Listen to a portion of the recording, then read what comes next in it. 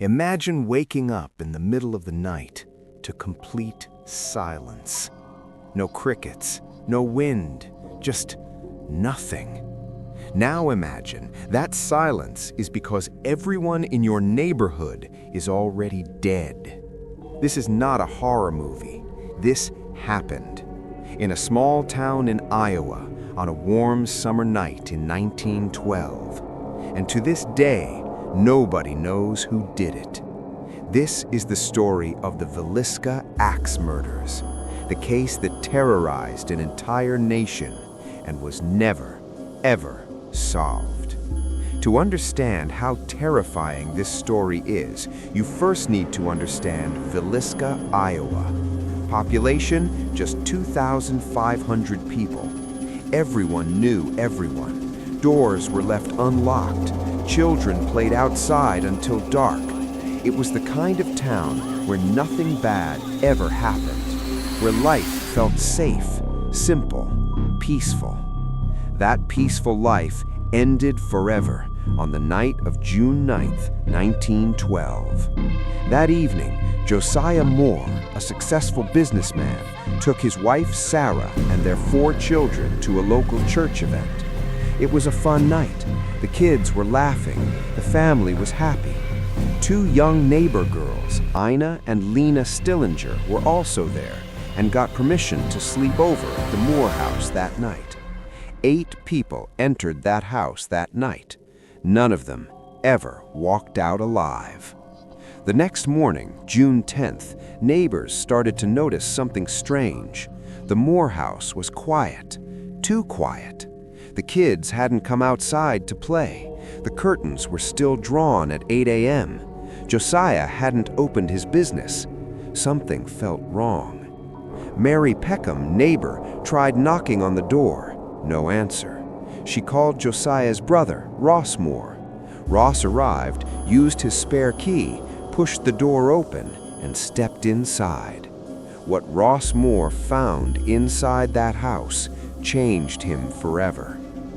In the downstairs bedroom, Ina and Lena Stillinger, dead, their skulls crushed beyond recognition. Ross ran upstairs, Josiah and Sarah Moore, dead in their bed. And then the children's rooms, Herman, Catherine, Boyd, Paul, all 4 children murdered in their sleep. Every single victim had been attacked with an axe. The killer had covered every mirror in the house with cloth. The faces of the dead were covered too. Curtains were drawn on every window. Whoever did this took their time. 8 people, 1 night, 0 witnesses, 0 answers. News spread across America like wildfire. Within hours, Villisca was flooded with reporters, investigators, and thousands of curious onlookers. This was one of the biggest murder cases the country had ever seen. But the investigation was, to put it kindly, a disaster. Before proper investigators arrived, hundreds of townsfolk had already walked through the crime scene. Evidence was touched, moved, destroyed. Footprints were trampled. The crime scene was contaminated beyond repair. Remember, this was 1912. No DNA, no CCTV, no forensic science as we know it today. Investigators did find a few clues. A cigarette butt in the attic, suggesting the killer may have hidden there before the family came home and waited for them. A plate of uneaten food, and the murder weapon, a bloodied axe belonging to Josiah Moore himself, left at the foot of the bed. The killer used the family's own axe. This was calculated. Over the years, investigators pointed fingers at multiple suspects. Let me walk you through the main ones. Suspect number 1, Frank Jones, a wealthy local businessman and former employer of Josiah Moore. The 2 men had a bitter falling out when Josiah left Jones' company and took his best clients with him. Jones was furious. Did he hire someone to take revenge? Investigators thought so, but nothing could be proven. Suspect number 2, William Mansfield, a drifter with a violent past. Investigators believed he may have been hired by Frank Jones to commit the murders. Mansfield had no alibi for that night. He had also been linked to similar axe murders in other states around the same time. A serial killer theory began to form, but again, no hard evidence, no conviction. Suspect number 3, Reverend George Kelly. Now this one is disturbing. A traveling preacher who had actually attended the same church event as the Moore family that very night. He was known for making strange, violent statements. He was arrested and tried twice. Both trials ended in hung juries. He was released. A preacher at the same event that same night who was never convicted. Let that sink in. Here's what makes this case truly terrifying. Even after 100 years, the questions keep piling up with no answers. Why did the killer cover the mirrors?